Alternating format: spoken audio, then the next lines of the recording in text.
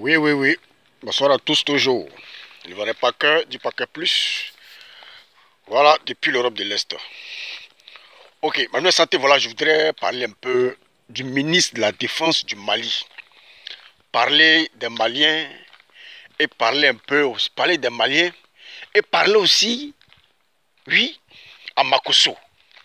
Voilà, parce que je pense que cette vidéo, voilà l'interview du ministre de la Défense malien. Je l'ai vu, Makosso a posté cela. Et il a même écrit, écoutez, je suis vraiment étonné, oui, de ce que dit le ministre malien. Mais Makosso, toi tu es en retard. Tu sais, moi je pense que le ministre malien, de la défense des Maliens, oui, du Mali, a humilié les Maliens. Vous voyez un peu, c'est une humiliation parce que ce que moi j'ai tiré par là, c'est qu'il a dit même si les Ivoiriens viennent sous couvert d'une entreprise, mais il ne peut pas venir avec des armes sophistiquées. C'est-à-dire que les armes qu'ils ont vues, eux-mêmes, ça les a choqués, ça les a étonnés. Pour vous dire que la Côte d'Ivoire et le Mali ne sont pas la même chose.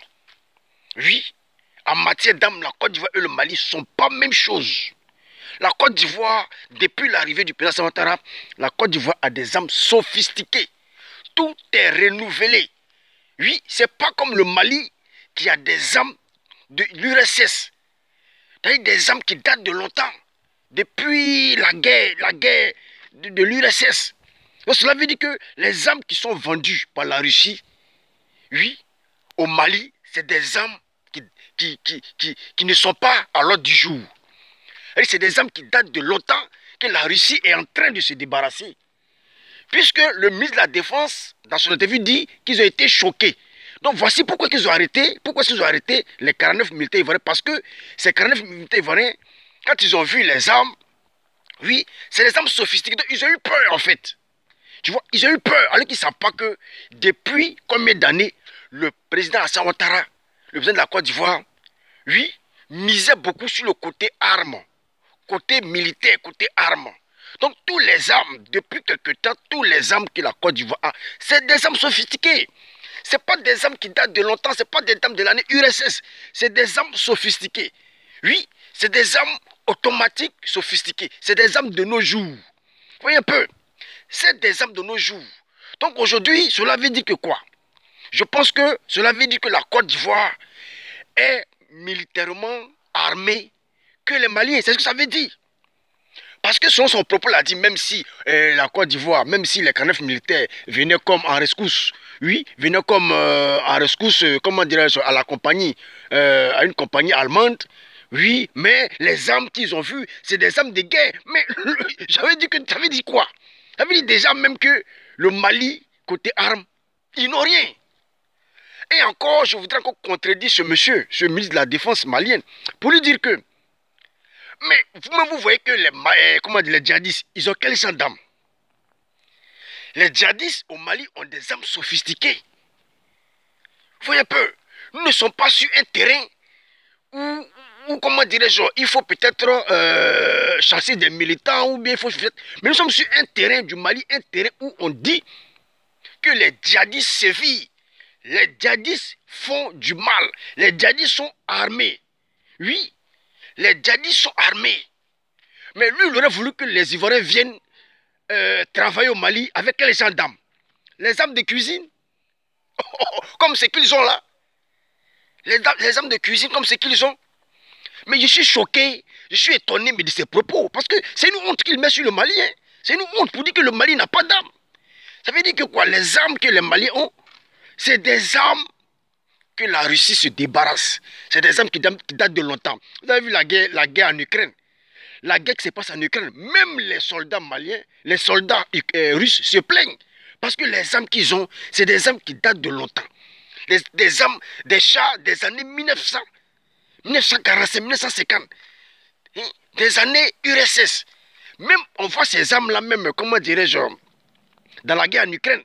Comment se fait-il qu'ils n'ont pas pu évoluer au niveau de l'Ukraine? Ils sont restés au niveau de Donbass, ils ne peuvent pas évoluer.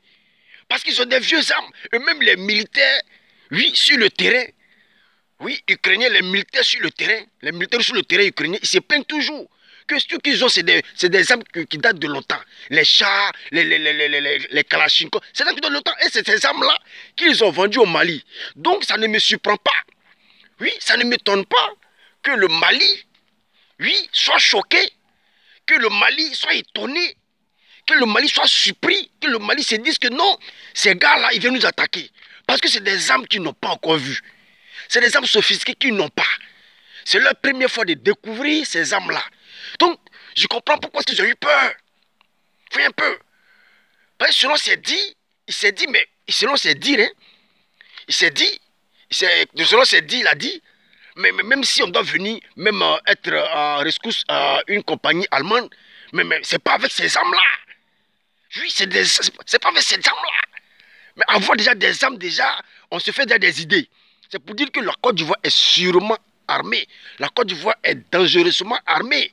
C'est pour vous dire que la Côte d'Ivoire, vraiment côté armes, quand je vois les gens publier, non, le Mali est deuxième armement en Afrique, le Mali, je dis, c'est n'importe quoi. Ça, c'est dans les années, je ne sais combien.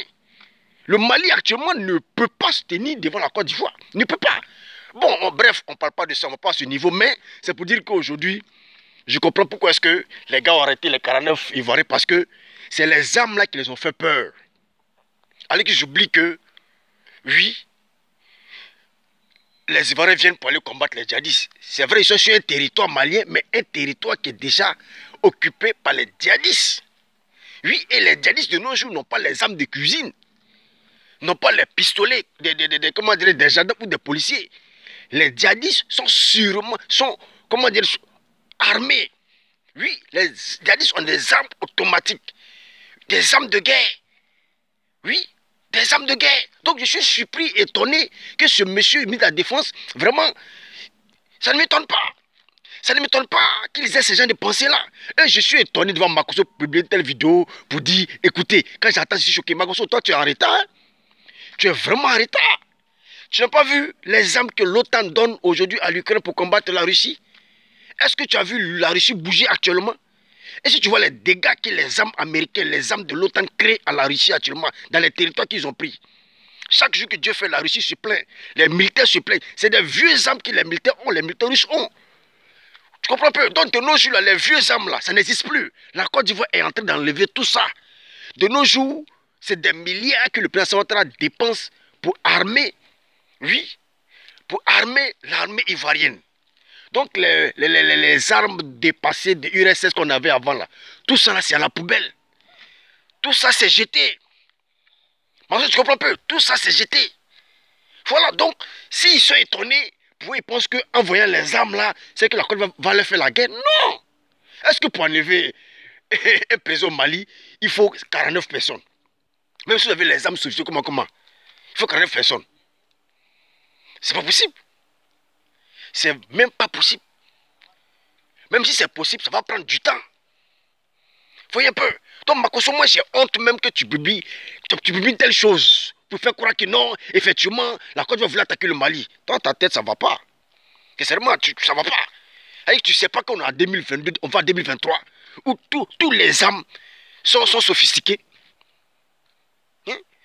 Tu sais pas qu'aujourd'hui, ton président, Alassane Ouattara, hein, a équipé l'armée. Donc, qu'est-ce que les Maliens pensaient voir? Des armes russes? Des armes russes de 1950-1960? Mais c'est du dépassé, ça. Donc, pour moi, c'est une honte. Et le fait de publier telle vidéo sur Facebook ou bien truc, le fait que comment dirais-je, le ministre de la Défense malien parle des armes des Ivoiriens, mais je vois que c'est une honte pour le Mali. Ça veut dire que le Mali n'est vraiment pas armé. Avec ça, vous voulez défier les Ivoiriens. Hein? Déjà, les armes que vous avez vues, je peux dire même que ça, c'est petit. C'est vraiment petit. Et déjà, les armes que vous avez vues, déjà, ça coupe déjà votre cœur. Déjà, ces armes, déjà, vous font peur. Mais et ce qui est derrière? Avec certains Maliens, non, la Côte d'Ivoire, on peut faire la Côte d'Ivoire. Vous êtes plaisantés. Nous, on ne fait que rire. On sait que si tout à l'heure, là, une guerre se déclenche entre nous, on ne le souhaite pas. Mais c'est en espace d'un mois. En espace d'un mois, un mois, mais c'est trop. En espace de 2 semaines, Assimi Goïta est déjà pris. Oui, il faut entendre la vérité. Parce que déjà, regardez les armes qui sont parties au Mali. Regarde comment, ce n'est que, je pense que ce n'est que, comme on dit, des armes même, je ne peux pas dire que c'est trop sophistiqué. Des armes, déjà, les premières armes que le Mali déjà a vu avec les Ivoiriens, ils ont commencé déjà à flasher. Maintenant, et ce qui est derrière? Et ce qui est derrière? Et ce qui est derrière? Donc ça veut vous dire que côté armement, le Mali n'est pas armé. Donc voilà pourquoi est-ce que les djihadistes frappent matin, midi, soir. Voilà pourquoi est-ce que les djihadistes n'ont plus peur. Jusqu'à ils viennent attaquer même le cœur même du Mali. Voici pourquoi. Parce qu'ils n'ont plus peur, parce qu'ils savent que les Maliens ont des armes qui datent des années URSS. Et des années de guerre de 1945 qui sont livrées, comment dirais-je, par la Russie aux Maliens. Des armes qu'eux-mêmes n'utilisent pas. Et ils envoient ça aux Maliens, oui, et ils leur vendent ça cher et ils leur volent encore leur sous-sol. Et des armes qu'ils devraient même donner cadeau. Voyez un peu, les armes qui devaient donner même cadeau, ils viennent vendre ça cher aux Maliens et ils les pillent encore l'or, diamant, tout le sous-sol. Voyez un peu. C'est des armes qui devraient même jeter. Puisqu'aujourd'hui, on voit les faiblesses dans la guerre de l'Ukraine. On voit les faiblesses dans la guerre de l'Ukraine. Les faiblesses, parce que beaucoup d'Africains peut-être ne parlent pas le russe. Mais si tu parles le russe, tu parles l'ukrainien, mais tu vas voir que tout à chaque fois, tu vas voir que les Russes, oui, qui sont en guerre en Ukraine aujourd'hui, se plaignent à tout moment. Se plaignent à longueur de journée de leurs armes. Qui vraiment les armes là, les armes que l'Occident donne, que l'Amérique donne, nous on n'a pas ça. On n'a pas ça. Donc on ne peut pas faire la guerre. Donc c'est ces armes là, oui, c'est ces armes là que la Côte d'Ivoire a. Vous voyez un peu, les Kalachnikov de nouvelle génération, c'est ce que la Côte d'Ivoire a. Donc c'est pour dire que la Côte d'Ivoire est surarmée. Oui, la Côte d'Ivoire est surarmée. Donc ça veut dire que les djihadistes même là, ils ne peuvent même pas se blaguer, même venir dire qu'ils vont attaquer la Côte d'Ivoire. Oui, ils ne peuvent pas s'ils vont attaquer la Côte d'Ivoire. Parce qu'il y a un exemple. Le ministre de la Défense malien vient déjà même de dire que vraiment le Mali n'est pas armé. Ça veut dire que le Mali ne peut pas combattre les djihadistes. Oui, le Mali ne peut pas faire guerre contre les djihadistes. Vous voyez un peu, le Mali a besoin de la Côte d'Ivoire. Parce que du moment où ils ont vu les armes de la Côte d'Ivoire, ils se sont dit, mais vraiment ces gars-là sont vraiment armés. Parce que ces armes-là, nous, on n'a pas encore vu ça ici. On n'a pas encore vu ça au Mali. Vous voyez un peu, ça veut déjà tout dire. Ça veut déjà tout dire. Oui, ça veut dire beaucoup de choses. Donc pour dire aux Maliens, aux blogueurs maliens ou aux cybernétiques maliens, pour vous dire que calmez-vous. Calmez-vous. Oui, calmez-vous parce que Côte d'Ivoire, Mali, il n'y a pas match. Côté armement, il n'y a pas match. Oui, et même votre ministre de la Défense vient de l'avouer. Vient de l'avouer. Par son interview, il vient de l'avouer. Donc c'est ce qui a coupé leur cœur, le fait qu'ils ont vu les armes sophistiquées, automatiques. Ils ont paniqué. Voilà tout le problème qui est là. Parce que à la fin, il m'a dit, comment ça arrive, même si on dit que même ils viennent, comment dirais-je, sous couvert d'une compagnie allemande, mais les armes qu'ils ont là, vraiment, ça donne des doutes. Non, non, non, monsieur le ministre, non, ça ne donne pas des doutes, non. Nous sommes en 2023.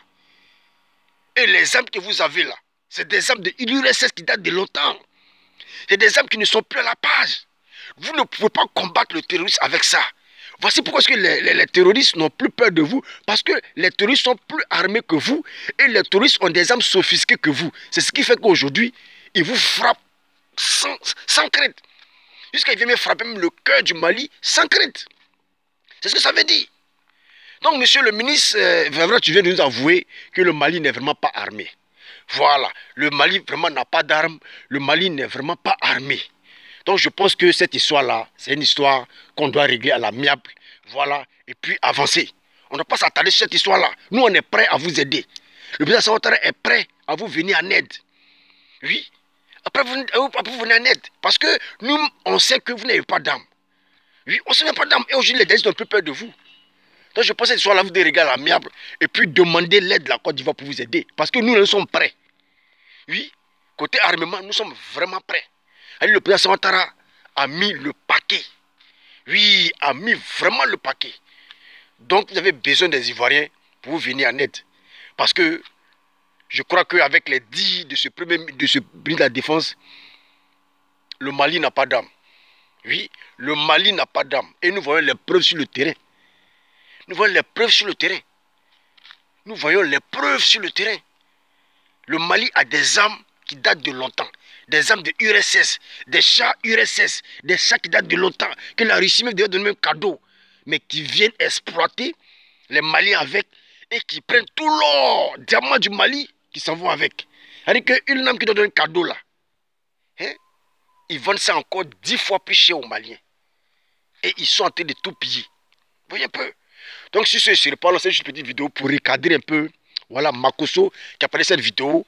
Et moi, j'ai été vraiment heureux de l'interview du ministre de la Défense parce qu'il a avoué que vraiment le Mali n'est pas armé. Oui, le Mali n'est pas armé.